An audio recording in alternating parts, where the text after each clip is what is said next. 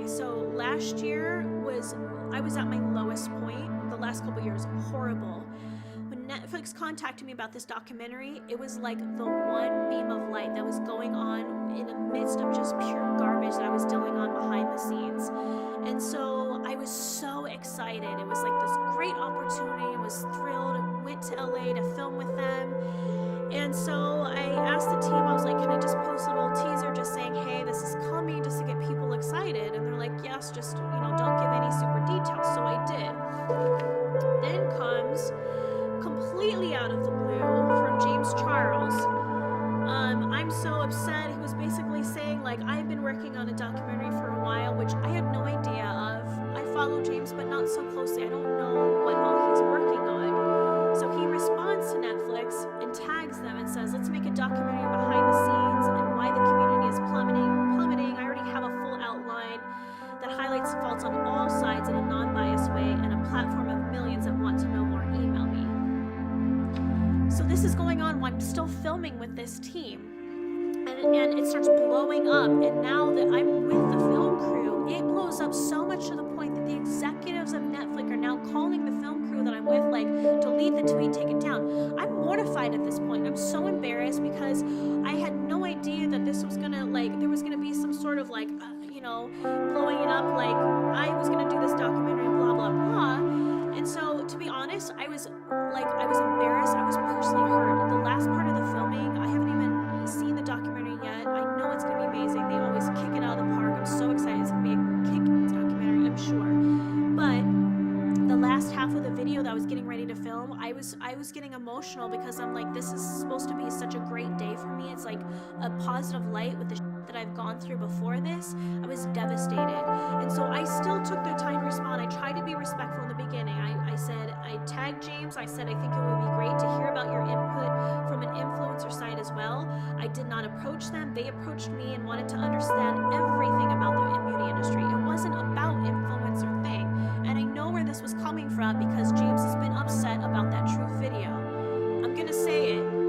Hit dogs holler the loudest. That's all I'm going to say. And I'm going to be bold and say that because I never once said any names in that Truth video for a specific reason. Talk about that in a second too.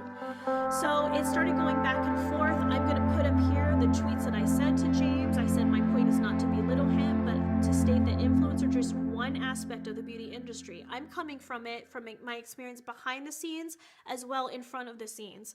So anyways, that kind of all blew up. To this day, I'm going to be honest, I'm still pissed about that. And because that day was ruined for me. And I think what upset me the most was you calling me that woman. I'm going to say this bluntly. I apologize if it offends anyone, but I'm going to be blunt. I would never, even if it wasn't addressed at me, if it was addressed to someone and it was as public with the largest audience that you said, called anyone of any age that woman, I'd be pissed. That is so disrespectful, and especially coming to someone as myself who's been doing your job before you did, myself and many others like Leisha, X Sparkage, Pixie Woo, Wayne Goss, Nikki Tutorials, Candy Johnson, It's Judy Time. There's so many people that had done all of this stuff for free, did it out of the passion of it, worked hard to try to make this beauty community a reputable place. And for you to disrespect me for that and call me that woman, that was wrong. I'm sorry. That was utterly wrong. I know you said an apology later, but this is what really bothered me, was the apology came after I responded back showing that I was really upset from that. So this is what happened. So these are some of the messages that happened on Twitter behind the scenes. Marlena, this is from James. I'm so incredibly hurt and offended by this. I also love when you ask me to message you privately, and I do, but you continue to publicly not only bashed me and called me that woman, but you did it tagging the company that I was with that day. That crossed the line. So it goes on. You said you wanted to film a video with me, and I said, sorry.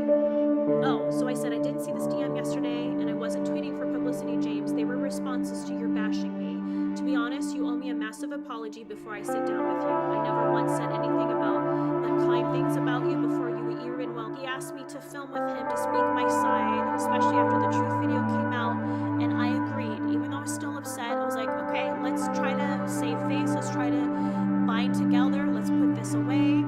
And I